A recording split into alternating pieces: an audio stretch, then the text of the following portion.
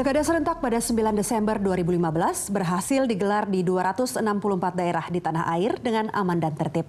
Namun pilkada serentak pertama ini tidak semeriah pilkada atau pemilihan presiden. Tingkat partisipasi pemilih rendah di bawah target Komisi Pemilihan Umum yaitu 77,8%. Apa yang sebenarnya terjadi? Pemirsa, inilah Expose Riak Pilkada Serentak bersama saya Rika Amro. Siap menang, tapi tak siap kalah. Masa pendukung pasangan calon Bupati Goa, Andi Madusila Wahyu Permana, berdemonstrasi di kantor Panwaslu Goa, Sulawesi Selatan. Mereka menuding ada kecurangan tim lawan dalam pencoblosan 9 Desember lalu. Maklum, hasil quick count, pasangan calon Andi Wahyu kalah dalam Pilkada Bupati Goa. Yang unggul adalah pasangan Adnan Puricita dan Abdul Rauf.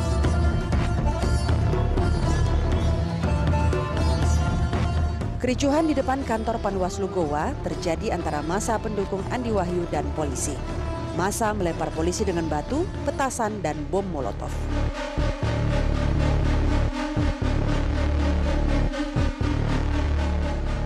Di kota Denpasar, lain lagi. KPU setempat menggelar pencoblosan ulang di TPS 6 dengan 631 pemilih.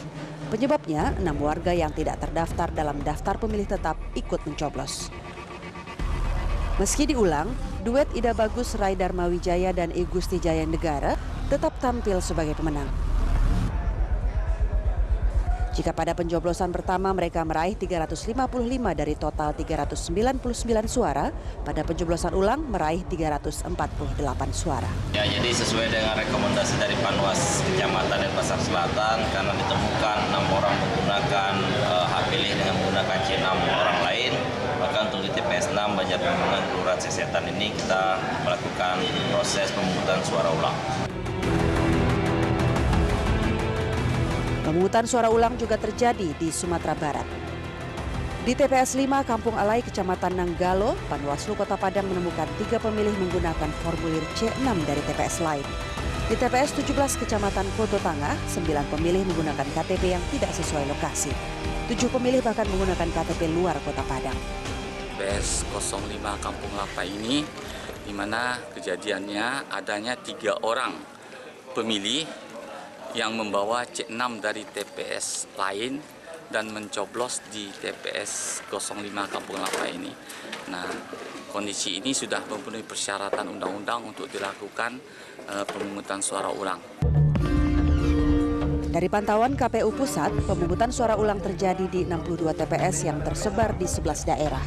Namun demikian, KPU menilai Pilkada serentak pada 9 Desember di 264 wilayah berjalan tertib dan damai. Secara umum tentunya aktivitas pilkada yang dipersiapkan dalam waktu yang sangat mepet ini dengan gonjang-ganjing dan dinamika yang ada, dengan putusan MK yang selalu ada setiap saat, alhamdulillah proses pilkada ini tetap berjalan dengan baik. Sehari sebelum pencoblosan, Komisi Pemilihan Umum menunda pilkada di 5 daerah. 5 daerah itu adalah Provinsi Kalimantan Tengah, Kabupaten Fakfak, Kabupaten Simalungun, Kota Manado, dan Kota Pematang Siantar. Penundaan dilakukan karena ada perubahan komposisi calon kepala daerah menyusul putusan Pengadilan Tinggi Tata Usaha Negara. PT Tun menjatuhkan putusan yang menyatakan calon kepala daerah di Provinsi Kalimantan Tengah dan Kabupaten Fakfak dapat kembali mengikuti pilkada serentak setelah sebelumnya dibatalkan KPU setempat. Sedangkan 3 daerah lainnya masih berupa putusan sela yang memerintahkan menunda keputusan KPU setempat tentang pembatalan calon di 3 daerah tersebut. Soal kasasinya itu nanti untuk Kalteng itu nanti kami yang mengajukan. Jadi kami akan mengajukan, tapi terkait dengan Fakfak, nanti teman-teman KPU Fakfak yang nanti akan mengajukan ke Mahkamah Agung, seperti itu kasasinya. Yang 3 lagi kan ini masih putusan sela. Putusan sela berarti kita masih menunggu putusan akhir. Pilkada serentak 9 Desember meninggalkan noktah. Salah satunya soal pemuktahiran daftar pemilih tetap. DPT itu masalah yang dinamis. Kita punya DPT terakhir. Tapi konstitusi atau undang-undang mensyaratkan berasal dari DP 4. Ini kan harus kita kombinasikan. Nah, bagaimana ke depan misalnya proses pemutahiran daftar pemilih ini adalah continuous register. Jadi registrasi yang berkelanjutan, tidak terputus, dan itu dilakukan oleh KPU. Kecuali kalau memang IKTP itu sudah 100%. Kita akan adopsi semuanya dan itu menjadi penting buat kita lakukan. Masalah lain yang tak kalah serius terkait rendahnya partisipasi masyarakat. Di Kecamatan Pancoran Mas, Depok, Jawa Barat, hanya 50% pemilih di 5 TPS yang menggunakan hak suara. Jauh di bawah target KPU yang mematok angka partisipasi sampai 77,5%. Sampai hari ini, sampai detik ini, totalnya adalah 201 pemilih. Jadi sekitar 53%. Sebenarnya target kita adalah 65-75% dari pemilih ya. Cerita dari TPS 17 dan 19 Dusun Pancer, Kecamatan Pesanggaran, Kabupaten Banyuwangi, Jawa Timur, lain lagi. Pemilih di lokasi ini didominasi kaum perempuan, baik petugas maupun peserta. Warga laki-laki di Dusun Pancer enggan keluar karena menghindari penangkapan oleh petugas pasca konflik tambang. Tak ayal, partisipasi warga dalam pilkada di tempat ini di bawah 50%. Isu yang beredar pun bahwa nanti ketika datang di TPS akan langsung diambil oleh dari pihak kepolisian seperti itu. Itu yang membuat banyak dari pemuda-pemuda dan laki-laki itu takut untuk datang di TPS seperti itu. Di TPS 27 dan 28 Kelurahan Jurangmangu Timur, Pondok Aren, Kota Tangerang Selatan, warga yang datang di bawah target. Partisipasi di TPS 27 sebanyak 60%, sementara di TPS 28 hanya 52%. DPT saya ada 472, mungkin hanya separuhnya kali ya Mbak ya. Kenapa ya Mas? Ya saya juga tidak tahu Mbak.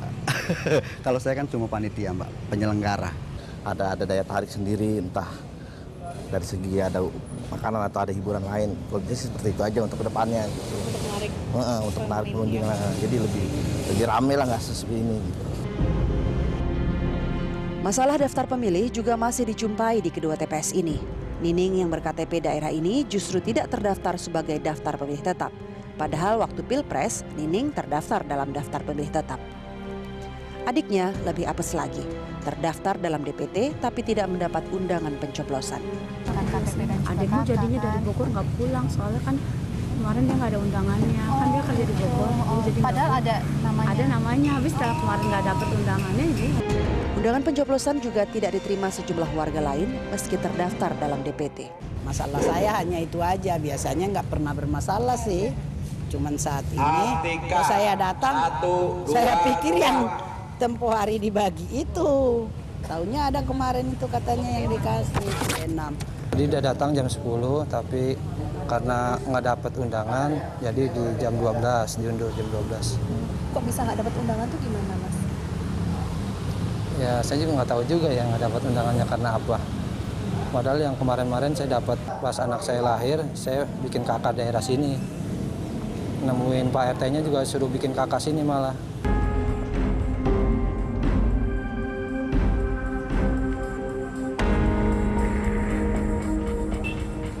Sesuai dengan surat edaran KPU, pemilih yang tidak terdaftar dalam daftar pemilih tetap atau daftar pemilih tambahan 1 bisa menggunakan hak pilihnya dengan masuk kategori daftar pemilih tambahan 2 atau DPTB 2. Pemilih yang masuk DPTB 2 menggunakan hak pilihnya pada pukul 12 hingga pukul 1 dengan menunjukkan kartu identitas seperti KTP, KK, ataupun paspor.